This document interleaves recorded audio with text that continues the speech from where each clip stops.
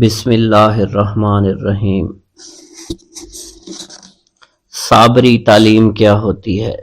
روحی فدا حضرت سید لولاک صلی اللہ علیہ وسلم کی مستند حدیث ہے کہ انسان کے جسم میں ایک ایسا عضو ہے جس کے صالح ہونے سے سارا جسم صالح ہو جاتا ہے اور جس کے خراب ہونے سے سارا جسم خراب ہو جایا کرتا ہے۔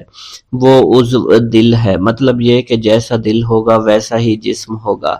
دل اور جسم کی نورانیت روح کی تقویت کا باعث ہوا کرتی ہے۔ روح کو فنا نہیں، موت صرف جسم کو آیا کرتی ہے۔ ظاہر ہے کہ آدمی خاک اور روح سے مرکب ہے، مر جانے والے نورانی جسم کا مدفن بھی نورانی ہو جایا کرتا ہے، لہذا صالحین کے کرب و جوار میں دفن ہونے والوں کو ان کی نورانیت سے فائدہ پہنچتا رہتا ہے۔ گویا مرحوم اہل اللہ کے جسم و روح دونوں فیض و رساں ہیں۔ شہیدوں اور ولیوں کو مردہ نہیں سمجھنا چاہیے، انہیں دربار الہی سے روزی ملا کرتی ہے، ان کا جسم سڑنے اور گلنے سے محفوظ کر دیا گیا ہے۔ انوار الہی مثل صورت آفتاب و مہتاب کائنات کے ذرے ذرے پر ذو فگن ہے، لیکن آنکھ دیکھنے کی تاب نہیں لا سکتی۔ انوار الہی کے ملاحظہ کے لیے ایک اینک کی ضرورت ہے، ان کی دید بغیر توسط کے ممکن نہیں۔ حضور قلب کی تعلیم ہر مذہب میں ہے، لیکن اسلام سے سب سے بہتر اور سہل الحصول ہے۔ شریعت میں نماز، روزہ، حج، جہاد کی تعلیم ہے اور طریقت میں شریعت کی پابندیوں کے ساتھ ذکر و فکر کی تاکید کی گئی ہے، اور ذکر و فکر ہی ہے کہ حضور قلب حاصل ہوتا ہے۔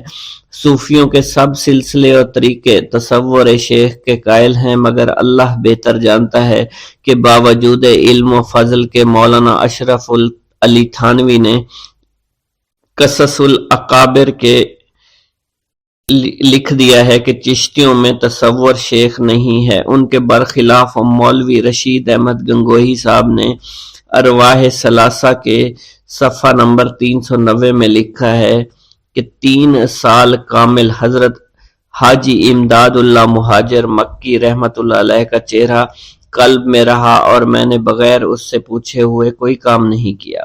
حضور قلب کی تکمیل محض نظر، فکر اور گمان سے ہی نہیں ہوا کرتی، بلکہ کشف و شہود سے، یقین سے بھی ہوتی ہے۔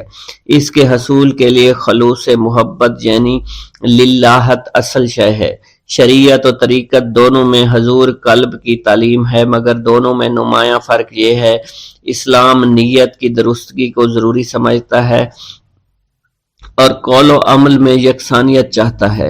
علم کا مقصد عمل ہے اور صحیح علم دل کی درستگی پر موقوف ہے۔ صالح دل کی علامت یہ ہے کہ آدمی راضی بہ رضا ہو۔ صحیح مقصد کے لیے کوشش کرنا ہمارا کام ہے، مگر نتیجہ اللہ کے ہاتھ میں ہوا کرتا ہے۔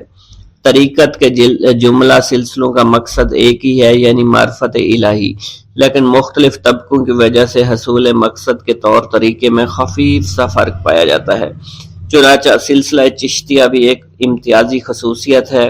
ان کا اندازہ تعلیم چشتیہ کے معمولات سے کیا جا سکتا ہے۔ اس کی تعلیم درسی نہیں۔ حضرت محدث دہلوی نے لکھا ہے کہ نفس کی مخالفت چشتیوں میں ہے، عبادت کی جان ہے، اور عام رسم و راہ پھنسے رہنا ان کے یہاں کفر ہے۔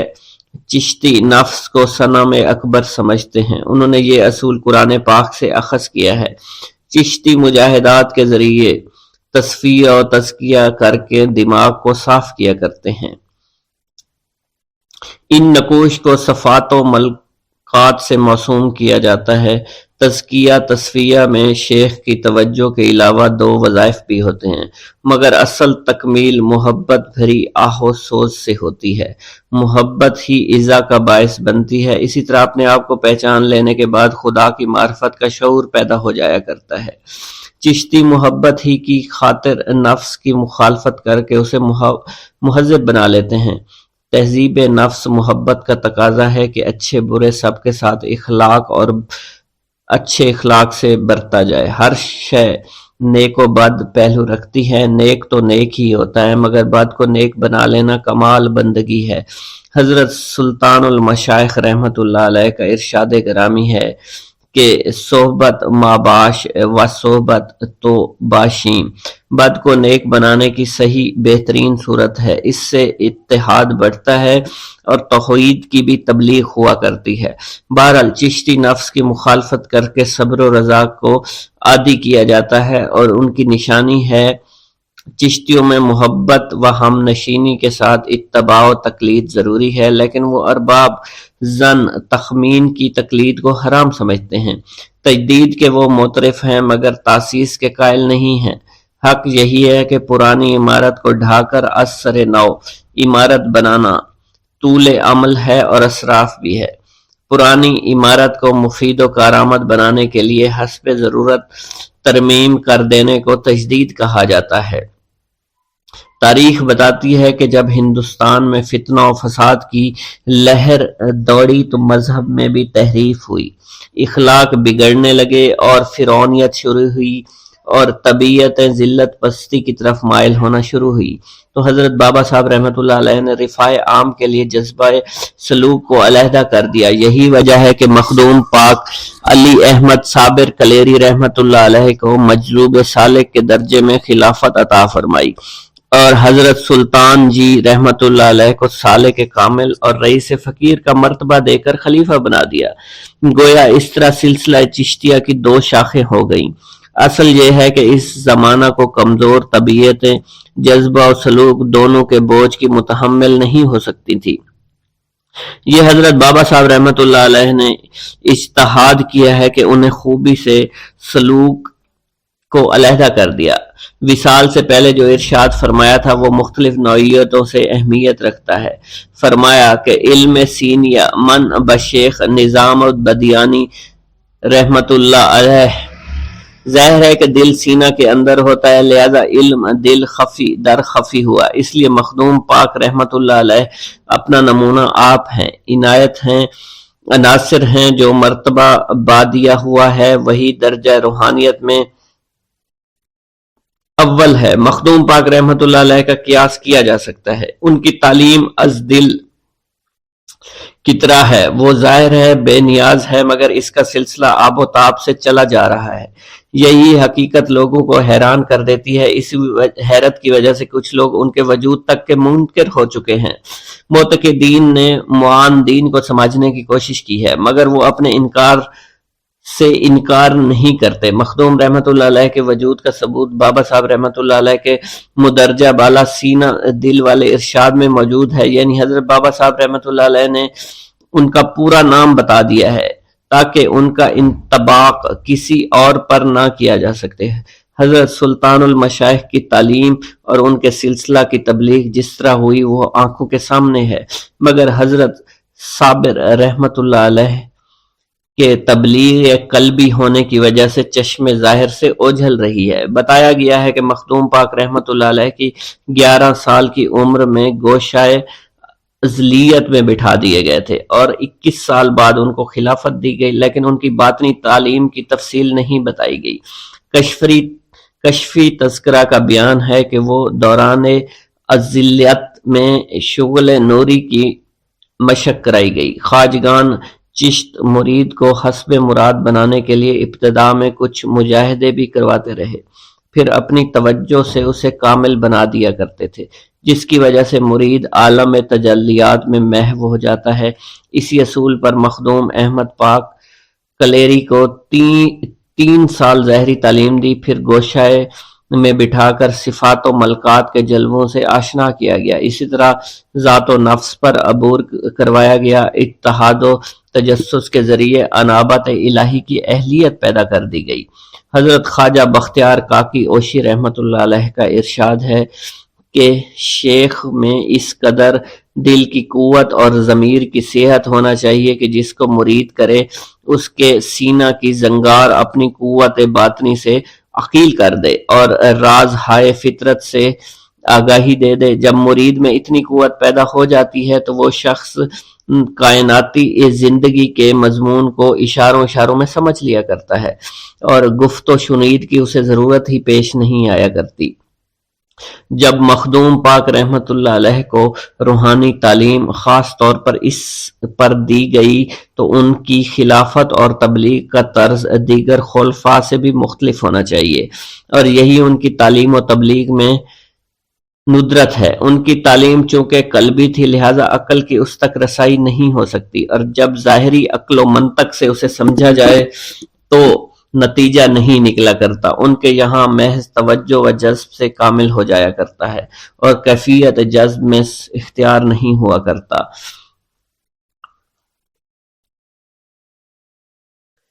عجیب کرامت۔ در حقیقت کرامت اولیاء اللہ کی عظمت کی دلیل نہیں بلکہ ان کا مکمل سراپا ہی مولا کریم کی کرامت ہوتا ہے۔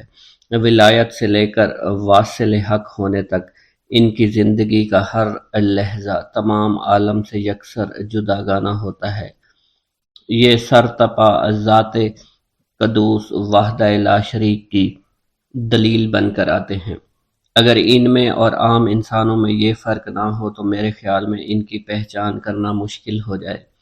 ہر لہجہ ہے مومن کی نئی شان، نئی آن، گفتار میں کردار میں اللہ کی برہان۔ صاحب حقیقت گلزار صابری تحریر فرماتے ہیں، ایک یوم شب جمعہ کو بعد از نماز عشاء حضرت حاجرہ رحمۃ اللہ علیہ نے حضرت ابو القاسم گرگامی رحمۃ اللہ علیہ کو بلا کر نہایت لذیذ خوشبودار پکے ہوئے چاول دکھائے۔ تفصیل بیان کرتے ہوئے فرمایا، مجھ پر اسرت کے باعث ایک دو وقت کا فاقہ ہو جایا کرتا ہے۔ آج صبح علی احمد نے مجھ سے کہا، مجھ پر بھوک کا غلبہ ہے، کچھ کھلا دیجیے۔ دوپہر تک میں نے ہیلے بہانے سے وقت گزارا، بہت کوشش کی کچھ میسر آ جائے، مگر اتفاق سے ایک دانہ تک دستیاب نہ ہوا۔ کسی کے آگے دستے سوال بڑھانے کو طبیعت نہ چاہی۔ جب علی احمد نماز ظہر ادا کر کے میرے پاس آیا تو بھوک کی شدت سے نہایت بےتاب تھا۔ میں نے اس کے اطمینان کے واسطے دیگچی میں پانی ڈال کر آگ پر رکھ دیا، اور جب علی احمد مجھ سے کھانا طلب کرتا میں کہہ دیتی ابھی کھانا تیار نہیں ہے۔ آخر علی احمد نے بعد از نماز مغرب مجھ سے نہایت بے چین ہو کر کہا، آپ جیسا ہے ویسا ہی دے دیجیے۔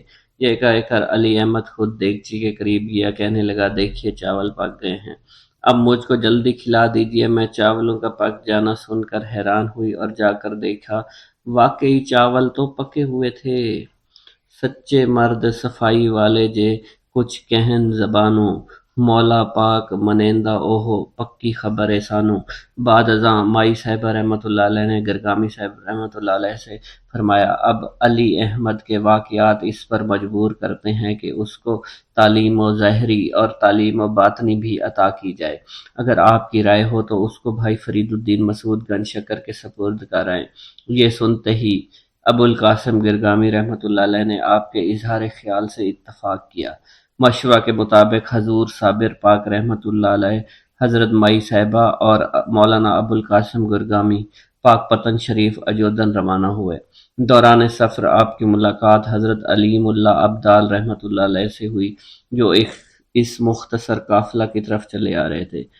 قریب آ کر حضور صابر پاک رحمۃ اللہ علیہ کے آداب بجا لائے اور میر قافلہ مولانا ابو القاسم سے سوال کیا، اگر آپ کی اجازت ہو آپ حضرات کی تشریف آوری کی خبر حضور بابا صاحب کی خدمت میں عرض کروں۔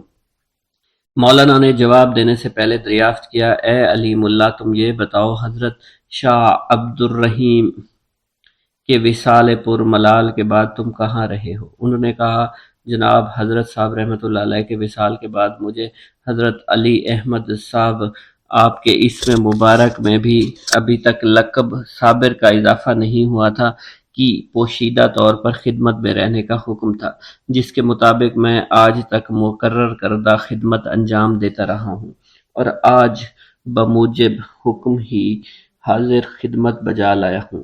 اب انشاءاللہ تعالی تعزیست سرکار کی خدمت میں دست بدستہ حاضر رہوں گا۔ بعض روایات اور مورخین کے مطابق یہ قافلہ مختصر قافلہ بتاریخ 25 شعبان 600 ہجری بوقت نماز عصر پاک پتن شریف میں داخل ہوا، اور اس سے 2 سال پہلے حضرت بابا فرید الدین گنج شکر، حضرت خواجہ قطب الدین بختیار کاکی سے خرقہ خلافت و ولایت حاصل فرما چکے تھے۔ بسم اللہ الرحمن الرحیم۔ حضرت مخدوم علاء الدین علی احمد صابر کو بیعت کے 22 برس بعد بعمر 33 سال خلافت ملی۔ اسی سال براہ راست کلیر کی ولایت پر مامور کر دیے گئے۔ انہوں نے اپنے وصال تک ولایت کلیر کا انتظام سنبھالا اور سلسلہ کی تبلیغ فرمائی۔ اقتباس الانوار میں ہے کہ کلیر پہنچتے ہی عبادت اور فیض رسانی میں مصروف ہو گئے، اور بعد میں وصال بھی فیض اسی طرح جاری رہا جسی طرح حیات میں تھا۔ اہل ہنوز کی روایت کے مطابق کشفی تذکرے سے معلوم ہوتا ہے کہ ہجرت نبوی صلی اللہ علیہ وسلم سے قبل 282 عیسوی میں دہلی کے راجہ کرم پال نے اس نواح میں ایک شہر بسایا تھا جس کا نام ہروار گڑھی پگ رکھا تھا، یعنی خدا کی گڑھی کا راستہ۔ اسی راجہ کے لڑکے بکرم پال نے وہاں عالی شان مندر بنا کر سونے چاندی کی مورتیاں نصب کروا دی اور نگرانی کے لیے مہنتوں کی گدی قائم کی، اور کمیٹی ہردوار میں ابھی تک جاری اور ساری ہے۔ عرصہ کے بعد اس شہر کی حفاظت کے لیے جنوب میں کچھ فاصلہ پر بکرم پال کے صاحبزادے راجہ کرم پال نے یہاں قلعہ تعمیر کیا تھا جو کلیر کے نام سے منسوب کیا گیا۔ صحیح طور پر معلوم نہیں کہ مسلمانوں نے اس قلعہ کو کب فتح کیا تھا۔ ماسٹر مراد سمن قادری صابری کی رائے یہ ہے کہ جگال جاتے ہوئے بختیار خلجی نے 597 ہجری میں فتح کیا تھا، مگر اس کی تردید تاریخ کے علاوہ اس روایت سے بھی ہو جاتی ہے کہ حضور خواجہ غریب نواز رحمۃ اللہ علیہ نے امام علی دمشقی کو کلیر کا والی بنا کر بھیجا تھا۔ اسی سال مسلمانوں نے کلیر پر حملہ کیا تھا اور امام علی دمشقی اسی جنگ میں شہادت ہوئی تھی، مگر مذکور نہیں کہ فتح بھی ہوئی تھی یا نہیں۔ تاریخ کے حوالے سے معلوم ہوتا ہے کہ میرٹھ اور کوئل کی تسخیر کرنے کے بعد قطب الدین ایبک نے دہلی کو دارالسلطنت بنایا تھا۔ اسی سال وہ اس کے انتظام و انصرام میں مشغول رہا اور کسی طرف فوج کشی نہیں کی۔ محمد غوری نے 590 ہجری میں راجہ جے پال کو شکست دے کر بنارس کو فتح کیا تھا۔ اس لیے قیاس ہے کہ فتح کنوج سے پہلے محمد غوری کے آخر میں کلیر کی تسخیر ہو گئی تھی۔ ظاہر ہے کہ کلیر شریف قلعہ تھا۔ ہردوار کے خلوت نشین جاتری ممکن ہے کہ قلعہ کے ارد گرد قیام کرنے لگے ہوں، اور رشیوں اور میسنیوں نے بھی استحسان بنا لیے ہوں۔ یہاں مسلمانوں کی آبادی ہنوز سے زیادہ نہیں ہو سکتی۔ کشفی روایت کے مطابق یہاں مسلمان کثرت سے آباد تھے اور یہاں بہت بڑی مسجد تھی جس میں سونے چاندی کے ظروف، غسل کے لیے اور وضو خانے بھی تھے۔ تذکرہ جات صابری میں مخدوم پاک کی عبادت کے لیے لکھا گیا ہے، ہمہ وقت مستغرق رہتے تھے اور مسجد میں نماز پڑھنے جایا کرتے تھے۔ کلیر میں ان کی کرامات اور فیض رسانیوں کی تفصیل بعد میں بیان کی جائے گی کہ حاکم شہر مسمی دوان کی بکری گم ہو گئی تو استغفار کرنے پر حضرت کی توجہ سے بکری کے گوشت کی ہر بوٹی نے با آواز بلند بتایا کہ میں فلاں شخص کے پیٹ میں ہوں۔ دموام معتقد ہو جاتا، مگر قاضی نے یہ کہا کہ یہ عجیب طلسم ہے۔ یہ بھی لکھا کہ جمعہ کی نماز کے لیے عوام کے علاوہ 500 پالکی سوار علماء عمرہ مسجد میں جمع ہوتے تھے۔ مخدوم پاک رحمت اللہ علیہ سب سے پہلے صف اول میں بیٹھ جایا کرتے اور اپنی ولایت اور امامت کا واز فرمایا کرتے۔ یہ بات عمرہ علماء کو ناگوار گزرتی تھی، لہٰذا ایک جمعہ کو انہیں صف اول سے اٹھا کر باہر کی آخری صف میں دھکیل دیا گیا۔ اس پر حضرت نے مسجد کو حکم دیا کہ تو بھی اس سجدہ کر۔ مسجد کے سجدہ کرتے ہی تمام نمازی دب کر مر گئے۔ اس کے بعد مزید فیض یہ پہنچا کہ طاعون کی وبا مسلط کر دی گئی اور 6 سال کے استغراق کے بعد کلیر کے گرد 1200 کوس تک آگ لگا دی گئی۔ یہ جملہ فیوز و کرامات گویا باطل پرستوں کو راہ راست پر لانے کے لیے کیے گئے تھے، مگر تہ دستان قسمت، راچہ سوز و گداز، مرشد کامل، جب سب کچھ بھسم ہو گیا تو سوختہ زمین ہی خود ہی تنہا بقیہ عمر گزاری۔ البتہ کچھ ہمسایہ رہ گئے تھے اور عرصہ کے بعد حضرت شمس الدین ترک پانی پتی تشریف لے آئے تھے۔ اب وہ فیض بھی منجلہ نوادر ہے جو بعد میں وصال جاری ہوا تھا کہ کہتے ہیں کہ مزار پر برق جلال تڑپنے لگی تھی جس کی وجہ سے کوئی قریب نہیں آ سکتا تھا۔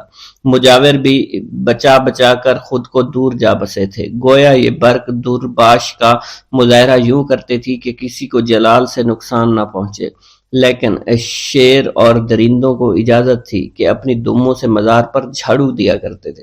اتفاقیہ اس برق جلال نے ایک سنیاسی کو مزار پر حاضری کی دعوت دے دی۔ اس نے قبر کے اندر کا حال معلوم کرنے کے لیے مزار میں ایک سوراخ کر دیا، اس کے اندر سر ڈال کر دیکھنا چاہا، اس کا سر پھنس گیا، اس کا دم نکل گیا۔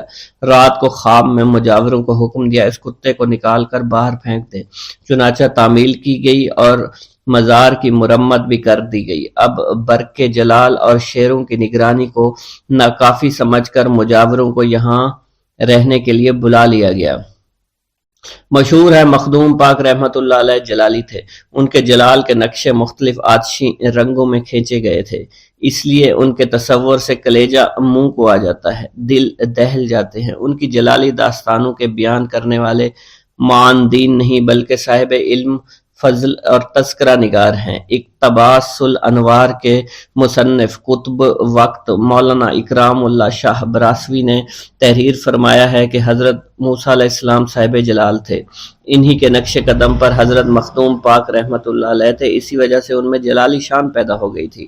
لیکن اصل یہ ہے کہ موسیٰ علیہ السلام کی شریعت قہر و جلال کی تھی، ان کی شبیہ مبارک سے روب ٹپکتا تھا، مگر ان کی پوری زندگی عجز صبر سے بھری ہوئی ہے۔ فرعون کی دشمنی اور قوم کی نافرمانیوں اور گستاخیوں پر انہوں نے جلال کا اظہار کبھی نہیں فرمایا تھا۔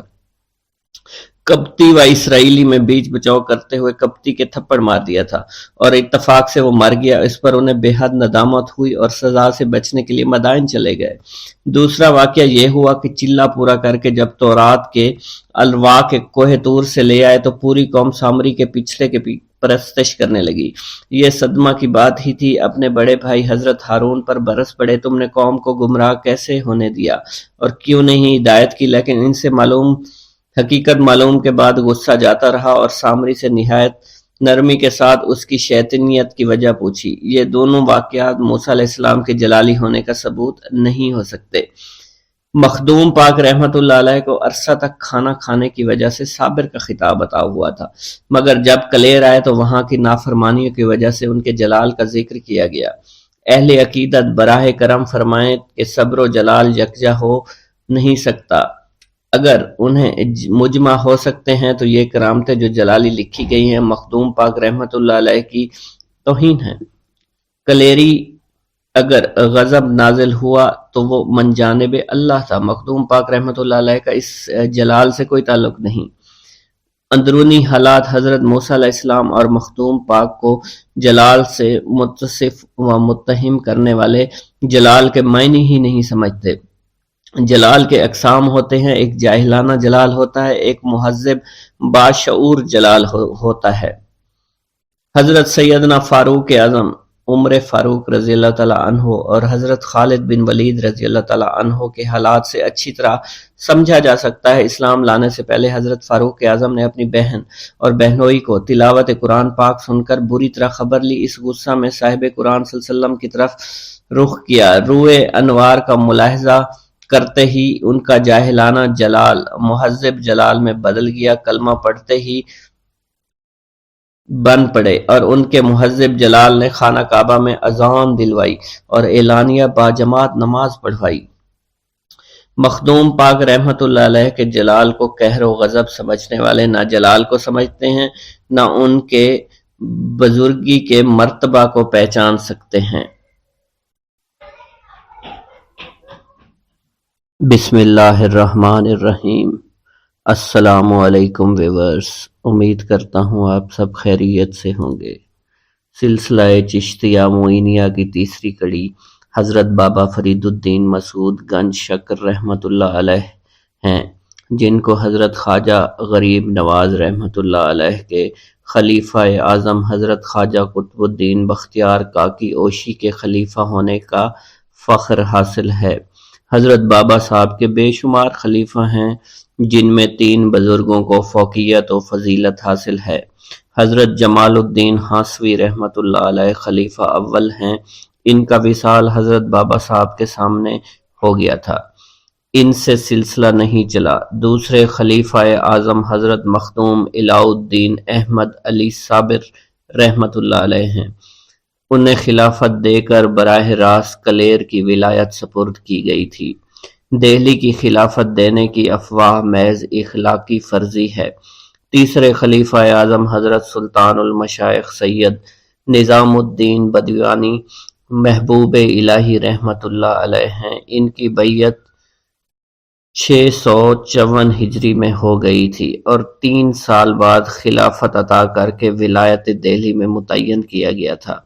حضرت مخدوم پاک رحمۃ اللہ علیہ کے جتنے بھی تذکرے ہیں ان کی کوئی حیثیت نہیں ہے، وہ سب عالم فاضل تذکرہ نویسوں کی خوش عقیدگی اور شاعری کا نتیجہ ہیں، جن کی حقیقت کا دور دور تک واسطہ نہیں ہے۔ ان سب تذکروں کی نمایاں حقیقت اپنے رسالہ جمال صابر میں انہوں نے خود ظاہر کی تھی، مگر اکثر عقیدت مندوں نے اس کو اقلیت پسندی پر محمول کر دیا، لہذا ایسے حضرات اسے بصد ادب استدعا ہے کہ ان تذکرہ جات میں جو کرامتیں کہی گئی ہیں ان کی تکذیب و ترتیب پہلے بھی دی جا چکی ہے۔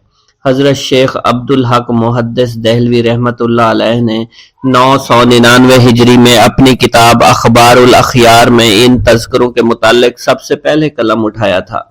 پھر 1885 میں سلسلہ جمالی کو ایجاد کرنے کی کوشش میں جناب خلیل الرحمن سرساوی نے ان روایتوں کی وجہ سے حضرت مخدوم پاک کے وجود سے ہی انکار کر دیا تھا۔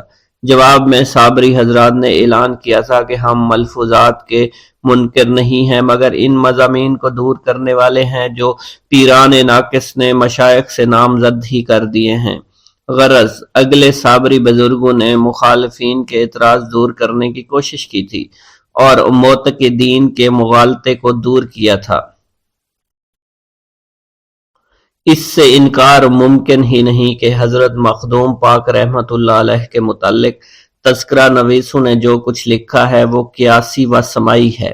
اسی وجہ سے ان کی عظیم الشان شخصیت کا صحیح طرح تعارف نہیں کیا جا سکتا۔ ہوا یہ کہ جو واقف تھے انہوں نے سکوت اختیار کیا اور جو شائق تھے وہ فروعات میں مبتلا ہو گئے۔ ہر زبان پر نئی کہانی ہے، ہر کتاب میں انوکھی داستان ہے۔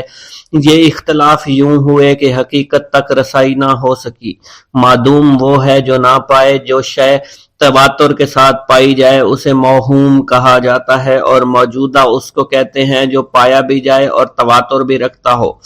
ظاہر ہے کہ حضور مخدوم پاک رحمت اللہ علیہ کے چرچے ہر زمانہ میں رہے ہیں اور دوسرے سلسلہ کے بزرگوں نے ادب و تعظیم سے ان کا اعتراف کیا ہے، اور یہ کھلی ہوئی حقیقت ہے کہ ان کا سلسلہ جاری اور ساری ہے، بلکہ روحانی صورت سے لوگوں کو مستفیض بھی کیا کرتے ہیں۔ سمجھ میں نہیں آتا کہ ان کے متعلق ایسی بے سروپا روایتیں کیوں گھڑی گئیں۔ حضرت خواجہ حسن بصری رحمۃ اللہ علیہ کے والد کا نام اور پتہ کسی کو نہیں معلوم تھا۔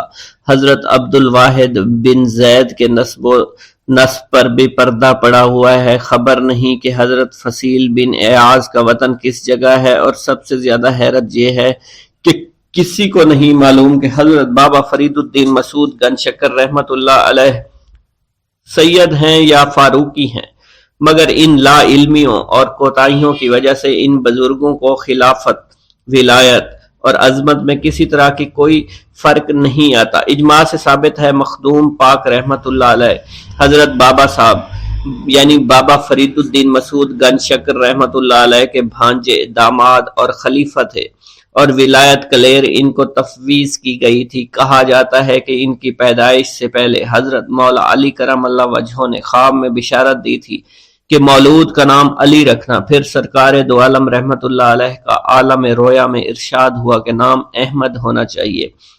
وقت تسمیہ کسی بزرگ نے نام الہٰ-الدین تجویز کیا، بقول امیر الاقطاب دربار الہی سے مخدوم کا خطاب عطا ہوا اور بابا صاحب نے صابر کا لقب مرحمت فرمایا۔ ان سماع کی کثرت میں واحد جلوہ نما ہے، مدعا یہ کہ نام کتنے ہی ہوں مگر ذات اصل شائع ہوتی ہے۔ مخدوم پاک رحمت اللہ علیہ کے نسب سے متعلق بھی اختلاف ہے، کوئی حسنی کہتا ہے، کوئی حسینی خیال کرتا ہے، کوئی فاروقی کہتا ہے، کسی نے انہیں ہندی بتایا ہے اور کسی نے یہودی نسل سمجھا ہے۔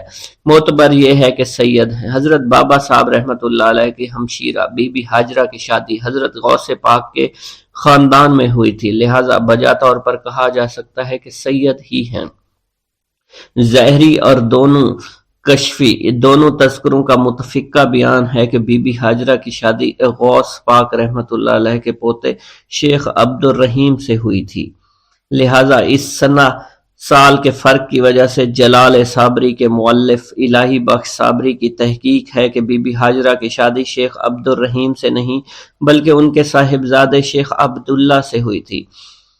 شیخ عبداللہ کے متعلق بھی ابہام پایا جاتا ہے۔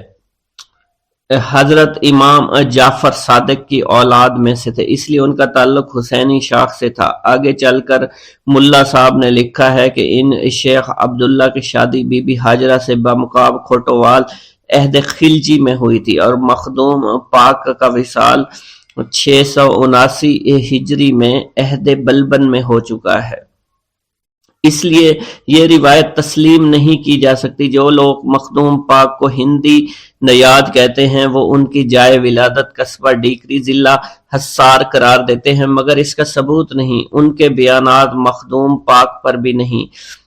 پیر محمد چشتی اجودھنی نے واقعہ فرید الدین چشتی میں مخدوم پاک کی ولایت کھوٹوحال لکھی ہے، اور قطب الاقطاب مولانا اکرام ہاسوی نے بھی اپنی کتاب میں یہی بتایا ہے۔ مخدوم کے ابتدائی حالات ظاہری تذکروں میں مبہم ہیں مگر کشفی تذکروں میں تفصیل کے ساتھ ملتے ہیں۔ ظاہری تذکرے بھی بیان کیے جائیں گے اور کشفی تذکرے بھی یہاں پر بتائے جائیں گے۔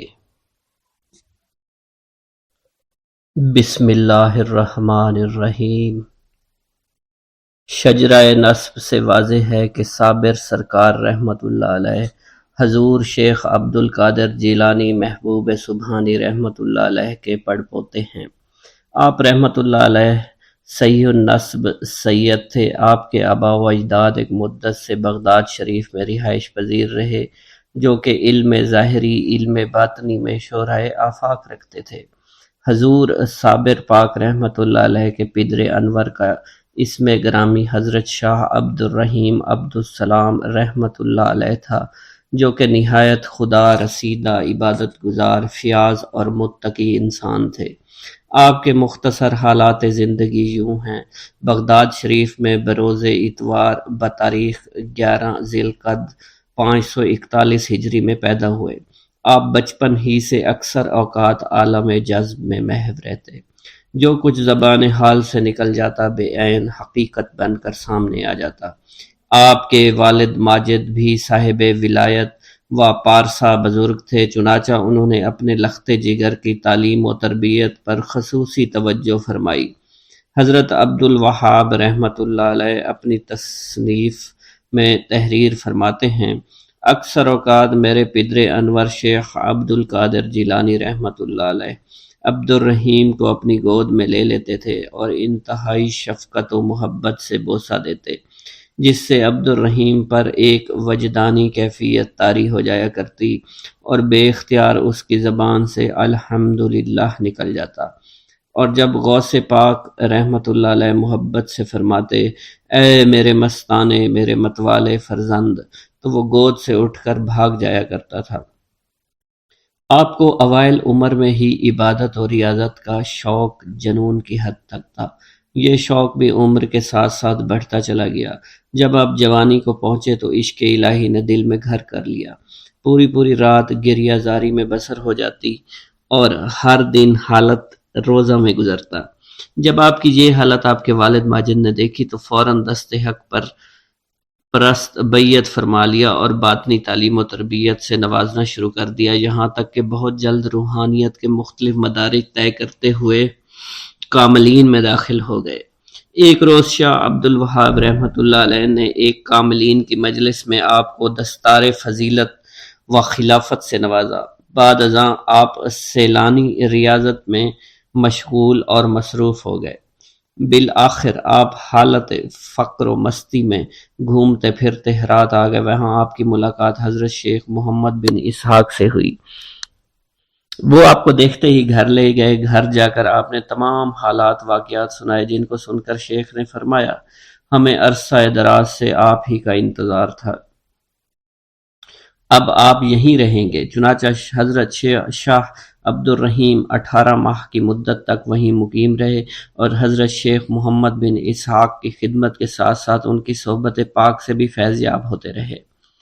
آپ کی شخصیت میں اور بھی نکھار آتا چلا گیا۔ اس واقعہ کو خود شاہ عبد الرحیم اپنی تصنیف میں فرماتے ہیں، میں بتاریخ 5 ماہ ذی الحج 559 ہجری کو چہارشنبے کے روز ظہر کے وقت قصبہ ہرات میں داخل ہوا۔ ایک مکان کے دروازے پر کھڑا تھا۔ مالک مکان نے میرا اور میرے آباء و اجداد کا اسم دریافت کیا۔ جب میں نے مختصر تعارف کروایا تو انتہائی ادب و تعظیم کے ساتھ اپنے مکان پر ٹھہرایا، خوب خدمت کی۔ بعد ازاں ایک خط بنام شیخ جمال الدین سلیمان جو حضرت عمر فاروق بن خطاب رضی اللہ تعالیٰ عنہ کی اولاد سے ہیں تحریر کیا، جس کا مضمون کچھ یوں تھا: عالی جاں، میری خوب خوش قسمتی سے شاہ عبد الرحیم خدا تعالیٰ نے بغیر کوشش و تلاش کے مجھے ملوا دیا ہے، اور میں نے آپ کے حکم کے مطابق اپنے غریب خانے پر ان کو ٹھہرایا ہے۔ اب جیسے حکم ہو بندہ تعمیل کے لیے حاضر ہے۔ کئی یوم کے بعد حضرت محمد بن اسحاق نے مجھ سے ذکر کیا کہ آج حضرت شیخ جمال الدین سلیمان صاحب کے فرزند فرید الدین گنج شکر کا واپسی خط موصول ہوا ہے، جس کے مضمون سے معلوم ہوتا ہے کہ آپ کے مل جانے کی خوشخبری سن کر شیخ جمال الدین نے سجدہ شکر ادا کیا ہے۔ بالآخر حضرت جمال الدین سلیمان صاحب رحمۃ اللہ علیہ نے آپ کو قصبہ کھوٹوال ضلع ملتان بلا کر اپنی بڑی صاحبزادی حضرت بی بی ہاجرہ کا عقد آپ سے کروا دیا۔ نکاح ہو جانے کے کچھ عرصہ تک آپ نے کھوٹوال میں قیام کیا اور حضرت شیخ جمال الدین کی خدمت اقدس سے فیوز و برکات حاصل کرتے رہے۔ بعد ازاں واپسی ہرات تشریف لائے اور وہیں مستقل سکونت اختیار کی۔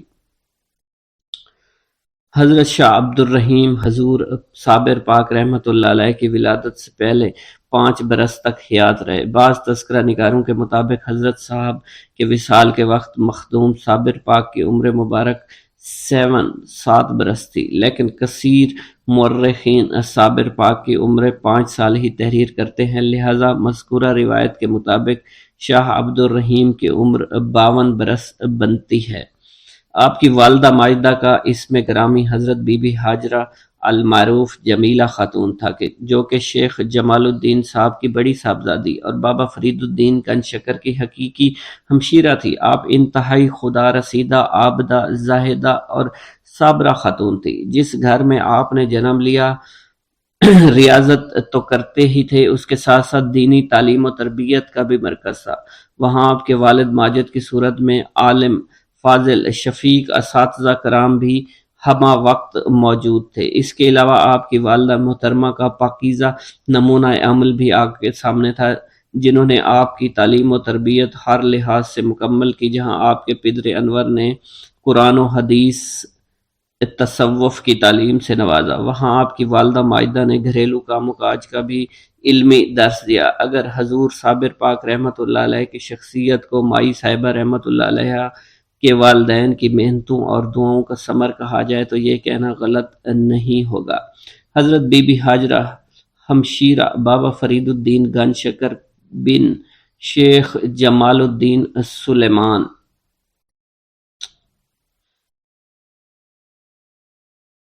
جب بھی مخلوق خدا بے راروی، جھوٹ، فساد اور ہزارہا دوسرے شیطانی نفسانی امراض میں مبتلا ہوئی ہے تو اللہ تعالیٰ نے انہیں خاص بندوں کے وسیلہ جلیلہ سے اس کی اصلاح فرمائی ہے۔ یہ وہ اللہ تعالیٰ کے محبوب بندے ہیں جنہوں نے ہر تاریک دور میں اسلام کی ابدی روشنائی پھیلائی۔ یہ انعام یافتہ بندے تمام عمر اپنی ہر ادا سے اپنے مولا کی خبریں دیتے رہے ہیں، اس لیے اللہ تعالیٰ آثار و واقعات سے ان کی آمد کی بشارتیں دیتا رہا ہے، کیونکہ یہ اس کرکم کا تقاضا ہے جسے خداوند قدوس ہر آن پورا فرماتا ہے۔ قرآن پاک میں جگہ جگہ اپنے برگزیدہ بندوں کا ذکر فرمانا بلکہ ان کے ہمراہ چلنے والے کتوں کا بھی ذکر بھی فرمایا ہے۔ اس بات کا ثبوت ہے کہ وہ اپنے دوستوں کو کبھی فراموش نہیں کرتا، بلکہ ان کی آمد سے پہلے ان کے تذکرے شروع فرما دیا کرتے ہیں۔ ہزاروں سال نرگس اپنی بے نوری پہ روتی ہے، بڑی مشکل سے ہوتا ہے چمن میں دیدور پیدا۔ بابا فرید الدین مسعود گنج شکر رحمت اللہ علیہ فرماتے ہیں، گھر گھر جمن لالیاں تے گھر گھر جمن کاں، کدی کدی کتے جمدے ہنس جنہاں دا ناں۔ لہذا حضور پاک صابر پاک رحمت اللہ علیہ کی ولادت سے پہلے اہل ذکر حضرات نے بے شمار بشارتیں دی۔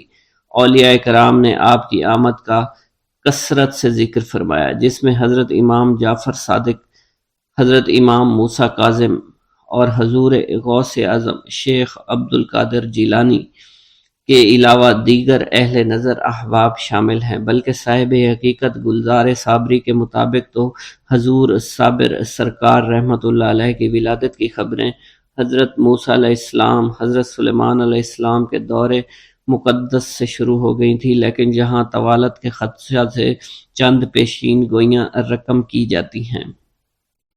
حضرت امام جعفر صادق رحمت اللہ علیہ اپنی تصنیف کشف العالمین و کشف الغیوب میں تحریر فرماتے ہیں کہ جمعۃ المبارک کی شب بتاریخ 11 ماہ رجب 140 ہجری کو میں تلاوت درود شریف وحبی میں مشروف تھا۔ تقریباً نصف شب گزر چکی تھی، مجھ پر خلاف معمول نیند کا غلبہ ہوا۔ ہر چند چاہتا تھا کہ بقدر معمولی تلاوت کر لی جائے، لیکن کسی طرح بھی غلبہ نوم سے نجات نہ ملی۔ آخر کار لاچار ہو کر کیفیت باطن کی طرف متوجہ ہوا۔ اسی وقت الہام باطن ہوا کہ درود شریف کی تلاوت معمور کر کے عالم رویہ کی طرف توجہ کروں، لہٰذا اس کیفیت میں عالم ملکوت سے انکشاف ہوا اور پھر فوراً عالم ملکوت سے عالم جبروت میں گزر ہوا، جس کا بیان زبان سے ناممکن ہے۔ وہاں ایک خوبصورت گلستان نظر آیا جس میں تمام ملائکہ صف بستہ ہیں، تمام ارواح، انبیاء، اولیاء موجود ہیں۔ یہ حالت دیکھ کر ایک جگہ تأمل کیا۔ انس بن مالک رضی اللہ تعالیٰ عنہ میرے قریب آئے اور فرمایا، سرکار دو عالم آپ کے منتظر ہیں۔ چنانچہ مجھ کو اپنے ہمراہ جناب سرور کونین کی خدمت میں لے جایا گیا۔ کیا دیکھتا ہوں، ایک موتی نما خیمہ استادہ ہے جس میں تخت تجمل پر حضور اکرم محمد مصطفیٰ احمد مجتبیٰ صلی اللہ علیہ وسلم تشریف فرمائے ہیں۔ حضور نبی کریم صلی اللہ علیہ وسلم کے ارد گرد 11 حضرات اہل بیت عظام رضوان اللہ علیہم اور صحابہ کرام رضی اللہ عنہم میں سے حاضر خدمت ہے۔ مجھ کو دیکھ کر آن حضور نے فرمایا، اے فرزند، ٹھیک 3 یوم کے بعد تو بھی ہمارے پاس آ جائے گا، لیکن آج تمہیں یہاں بلانے کا مقصد ایک معائنہ، ایک مشاہدہ کروانا ہے، جو تم نے ہمارے پاس آنے سے پہلے اپنے مکتوب میں قلم بند کر کے آنا ہے۔ تمہاری یہ تحریر عالم ناسوت میں سند رہے گی، لہٰذا میں یہ ارشاد سن کر آداب بجا لایا اور بیٹھنے کا قصد کیا کہ آن حضور نے مجھ کو اپنے سامنے والے تخت پر بیٹھنے کی عزت بخشی۔ تھوڑی دیر بعد دیکھا محفل چاروں طرف بیٹھی ہے اور ائمہ موجود ہیں۔ پہلی روح کا رنگ سرخ یاقوت کی مانند دمک رہا تھا۔ پہلی روح کو رسول اللہ صلی اللہ علیہ وسلم نے چند الفاظ زبان پاک سے فرما کر اپنے دانے زانوں پر اور دوسری روح کو بائیں جانب بٹھا لیا۔ حضرت امام حسن اور امام حسین کی طرف متوجہ ہو کر فرمایا، جس یوم ہم نے تمہاری شہادت ناموں پر مہریں ثبت کی تھی تو پریشانی امت کا خیال آیا، مگر جبرائیل علیہ السلام نے خوشخبری سنائی کہ دونوں شہید بن کر اولاد میں سے 2 روحیں جمال اور جلال والی پیدا ہوں گی، جس کے باعث اسلام کو تا قیامت استحکام ہوگا۔ وہ دونوں روحیں یہی ہیں، پہلی روح کا اسم عبد القادر جیلانی رحمت اللہ علیہ اور دوسری کا علی احمد صابر رحمت اللہ علیہ ہوگا۔ یہ روح جو دائیں زانوں پر ہے اس کا مقام فنا فی الرسول ہے، اور یہ تمثیل مرتبہ نبوت کہلاتی ہے، اور نبوت کی شان رحم کرنا ہے۔ اس مرتبہ کا نام عالم دہر میں غوث پاک رحمت اللہ علیہ اور قطب عالم ہوگا۔ اس کو میرے بدن سے تعلق ہے، اس سے رشد عظیم ظہور پذیر ہوگا۔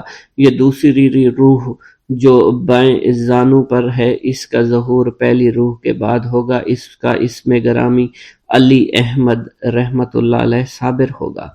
اس کو ولایت اتم کا مرتبہ حاصل ہوگا جو ولایت میں جلالیت کی شان ہے۔ یہ منکر توحید و رسالت و اہل بغض و عناد کی تکذیب و تخریب کرے گا۔ پھر رسول اللہ صلی اللہ علیہ وسلم نے ترجمان سے فرمایا، جب روز ازل خالق عالم نے ارواح کو چاروں صفوں میں منقسم کیا تھا تو صف اول میں انبیاء کی ارواح کو، دوسری صف میں اولیاء کرام کی ارواح کو، تیسری صف میں تابعین اور چہارم میں عام الناس کو ارواح کو کھڑا کیا، پھر حکم سجدہ دیا۔ اس وقت علی احمد صابر کی روح نے اولیاء کرام کی صف سے بڑھ کر حضرت اسماعیل علیہ السلام کے پاس جا کر سجدہ کرنے کی کوشش کی تو فوراً جبرائیل نے ان کو اپنے پروں پر بٹھا کر اولیاء کرام کی صفوں میں پہنچا دیا۔ دوبارہ علی احمد صابر کی روح نے صف اولیاء سے بڑھ کر حضرت یوسف علیہ السلام کے پاس جا کر سجدہ کرنے کی کاوش کی، پھر حضرت جبرائیل نے ان کو انہی جگہ پر پہنچا دیا۔ تیسری دفعہ ایسا ہوا بعد ازاں مہر ولایت علی احمد صابر کے کندھے پر مرحمت ہوئی۔ واللہ اعلم۔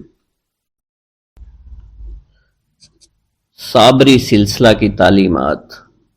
سلسلہ صابری اپنے دوسرے خلیفہ حضرت کبیر الاولیاء تک نقاب پوش رہا۔ جب سہروردیوں اور نظامیوں میں اختلاف ہوا تو تیسرے خلیفہ شیخ العالم حضرت احمد عبدالحق رولوی رحمت اللہ علیہ نے نقاب الٹ دی اور صابری تعلیم کی اعلانیہ تبلیغ کی، اور یہی حضرت صابری سلسلہ کے مجدد ہیں۔ شیخ عبد القدوس گنگوہی رحمت اللہ علیہ نے جدید طرز تعلیم کے بہترین طریقہ سے اشاعت کی، اور معقولات کی وجہ سے تصوف کی جو مخالفت کی جانی تھی اس کا دفیہ بڑے کمال سے کیا۔ شیخ گنگوہی رحمت اللہ علیہ کے اس مقولہ کے رنگ دوسرے کمالات سے مزین ہیں کہ جلال اور جمال میں اعتدال پیدا کیا گیا، بلکہ یہ معنی ہے کہ عمرہ سے ربط و ضبط میں مبالغہ کیا اور تعلیم وحدت الوجود کو عام کیا، مگر ان کے خلفاء نے عمرہ سے تعلقات نہیں بڑھائے اور چشتیوں کی قدیمی روش اختیار کی۔ شیخ گنگوہی رحمت اللہ علیہ کے بعد مرکزیت جاتی رہی۔ حاجی امداد اللہ مہاجر مکی رحمت اللہ علیہ نے مرکزیت کو جاری کرنا چاہا، مگر ان کے خلفاء نے اس کو پھر ختم کر دیا۔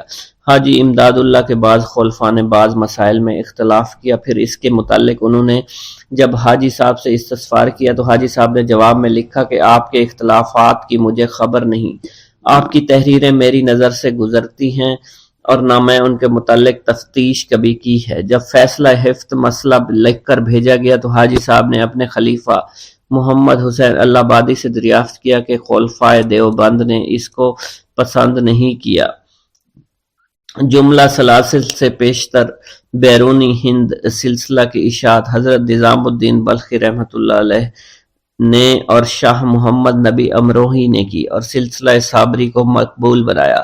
اپنے قیام الہ آباد میں شہزادہ دارالشکوہ حضرت محب اللہ اللہ آبادی سے مستفید ہوا اور اس کا ذکر اس نے سفینہ الاولیاء میں بھی کیا ہے۔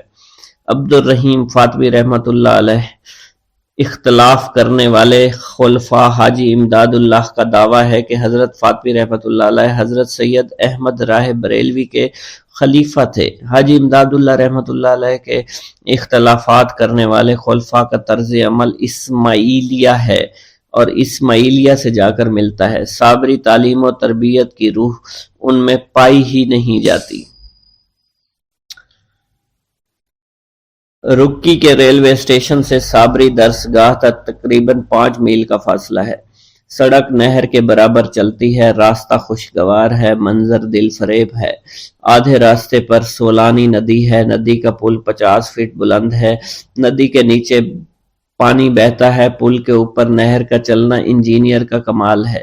نہر کے برابر سڑک اپنی بہار دکھاتی ہے۔ پل زیادہ چوڑا نہیں، اس لیے راستہ ایک سمتی ہے۔ نہر کے سرے کے دوسری طرف دونوں جانب شیروں کے مہیب بت نصب ہیں۔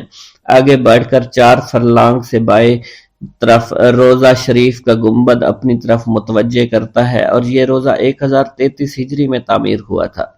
نہر اور سڑک کے بائیں جانب کے احاطہ خالی ہے، یہاں ٹانگیں لاریاں ہوتی ہیں۔ اس پل سے ایک سڑک مشرق میں امام صاحب رحمۃ اللہ علیہ کے روضہ تک جاتی ہے، اسی جانب کلیر کی آبادی ہے۔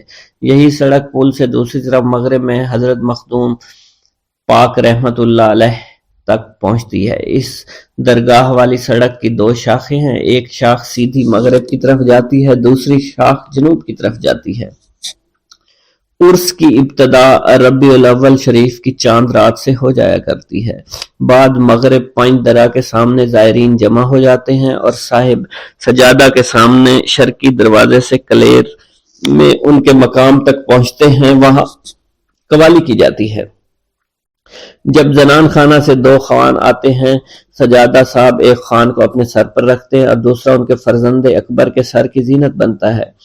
قوالی کے ساتھ یہ جلوس درگاہ تک جاتا ہے۔ راستے میں بعض بزرگان ان کی خوانوں کو باری باری اپنے سروں پر لے لیتے ہیں۔ روزہ میں داخل ہو کر رسم مہندی ادا کی جاتی ہے۔ فاتحہ کے بعد تبرک تقسیم کیا جاتا ہے۔ اصل عرس 12ویں ربیع الاول شریف کو ہوتا ہے۔ 11ویں 12ویں شب میں روشنی کی جاتی ہے، روزہ کو بکہ نور بنا دیا جاتا ہے۔ مخدوم احمد صابر کلیری رحمۃ اللہ علیہ کے روزہ پر ہر وقت رونق ہوا کرتی ہے۔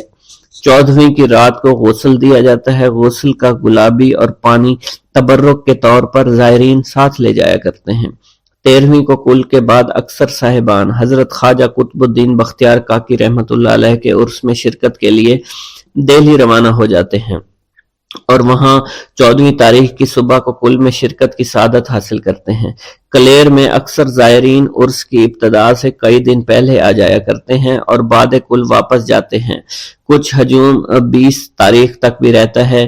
جنگل میں منگل ہو جایا کرتا ہے، گویا چندن کے لیے ایک خوشنما اور وسیع شہر زمین سے ابل پڑا ہے۔